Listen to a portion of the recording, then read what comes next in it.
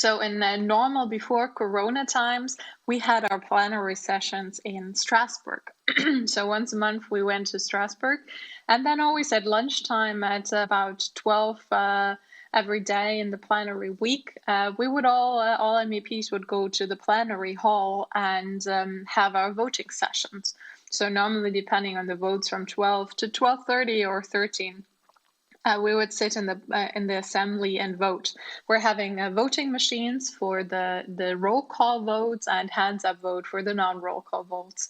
And we'd be sitting there with our voting lists, and the vote would be called. We're putting our hands in the voting machine and pressing.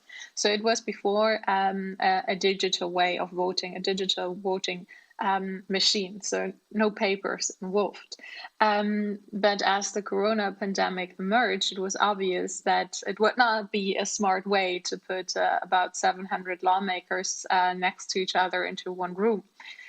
So alternatives needed to be found, and especially as some people were not able to travel because of the travel restrictions or because they were among the risk groups.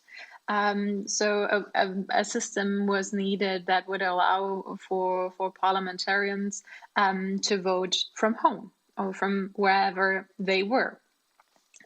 So different electronic options were introduced, and still to the day we have, I think, at least 3 different voting procedures depending on the committees. But what they all involve is that some form of software in which we submit our votes. And then a real traditional ballot paper is created that is then sent to our official parliament email addresses, which we're asked to print or PDF sign and then scan, or as a PDF sent back to the official voting email address of the parliament. As you see, this is still kind of a workaround and not an optimal digital solution. And of course, you can have a lot of security concerns about there that are the normal concerns you would have around e-voting. First, MEPs can send emails using several devices that, of course, are vulnerable to hacking. Their staff can normally access their mailboxes, so they could access the voting link. The signature, of course, could be manipulated. But in this case, it's more about proving that it was sent from the member, and our votes are public anyways. So the risk for manipulation is relatively low following security experts, because our votes are public anyways. So we can check and see if our votes are correct as we voted. Nonetheless, I would really prefer if we would have a more secure and easier process of a voting system. But in general, I do absolutely see quite some benefits of this. This e-voting allows for much more flexibility of maybe being in your home country, or for example, if you cannot make it to the plenary session, for example, in case of having a newborn or having like a severe illness, it allows you to still cast your mandate and exercise your democratically elected mandate. So possibilities of e-vote could maybe become the new norm, or at least could make it easier to exercise the mandate in case of other circumstances.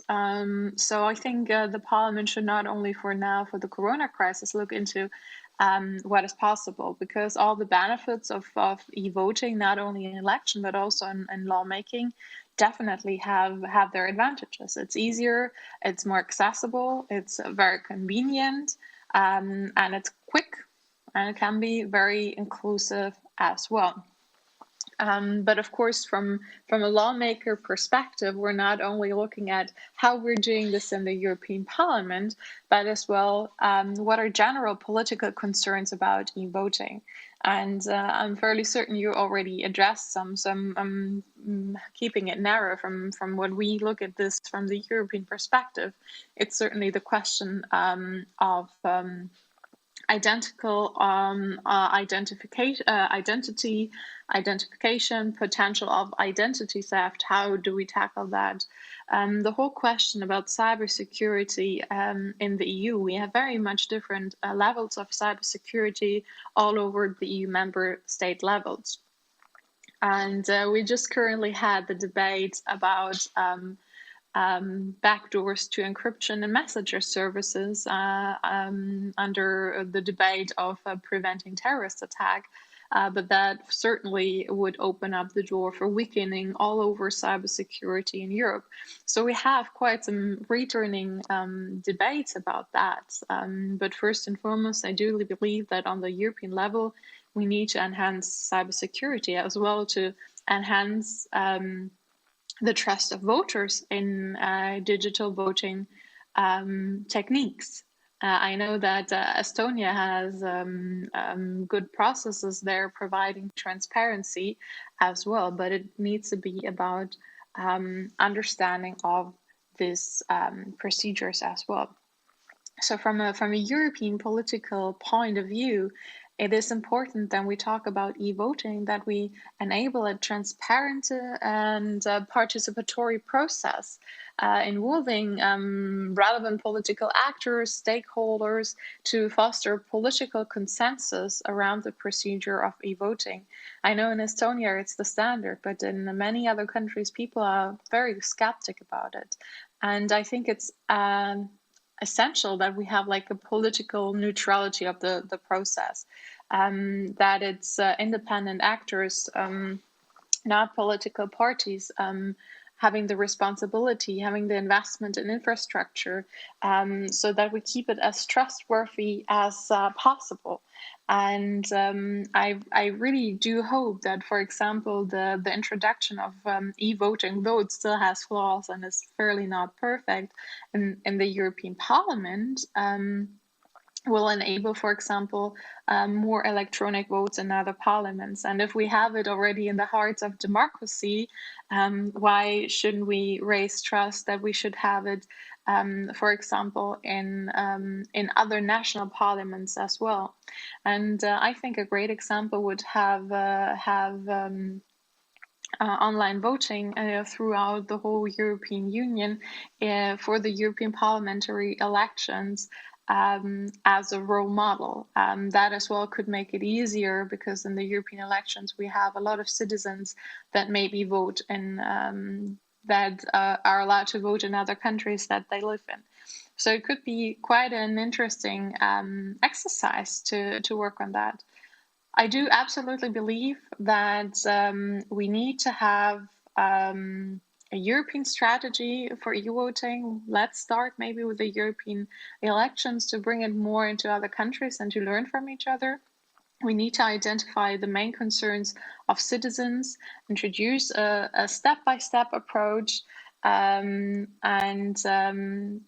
of course, not having that's the only exclusive voting method, but step by step increasing the level of that, and of course, educating voters about that and sharing experiences, how it works and what we can learn from each other. So I really hope that the trial case we're having in the European Parliament right now as well can be an inspiration for other parliaments as well to look into e-voting as a possibility for their own houses, but in e-voting in elections as well in the future.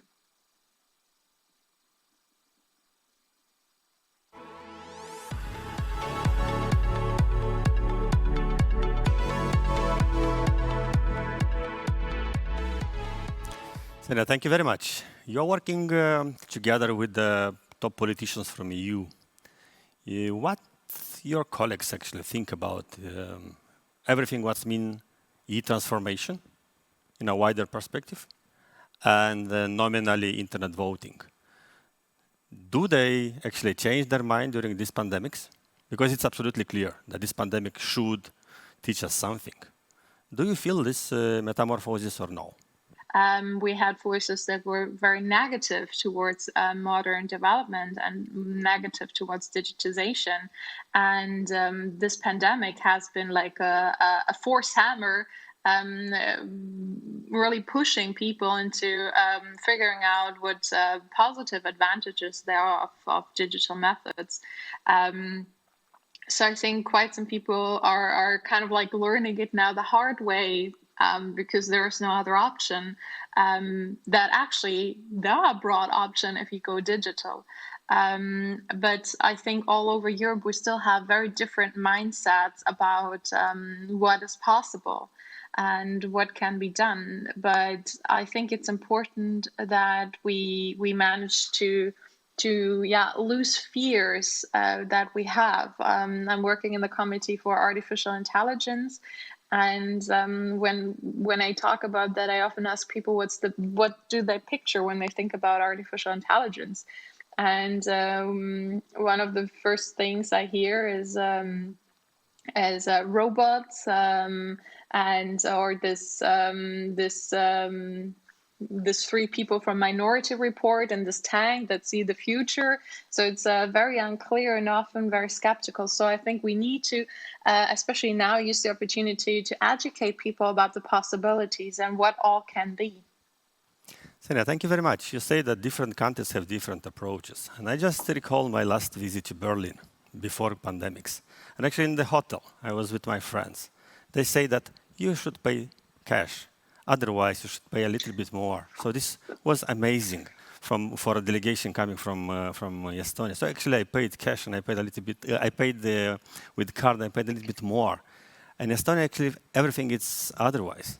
Could you please explain why this happens in the biggest, one of the biggest country in the world and the biggest democracy in Europe? Well, I think Germany is a very privacy-concerned country, and I mean, the more digital you are, the often more trackable you are, and I think that is why it's especially important to not to always talk about privacy as well. Talk about right to encryption, for example, that you are not to be meant to be always be supervisioned. And I think Germany, with its historical past, it's clear where this a bit suspicion to always be trackable is rooting from. But we actually see quite a push now in Corona as well in Germany towards paying digital. Normally, and often many stores, you can only pay with Giro card, not credit card, and only if you buy more worth than 10 euros. Because we have quite some high fees on that. But we actually see through the pandemic a push on paying digital. So maybe there is some moving ahead in Germany as well. Svenja, thank you very much. I hope that next time when I will travel to one of German cities, they will not ask me once again to do that. So thank you very much for being with us. Good luck. My thank pleasure. you. Ladies and gentlemen, in a short time, we will move to our panel discussion.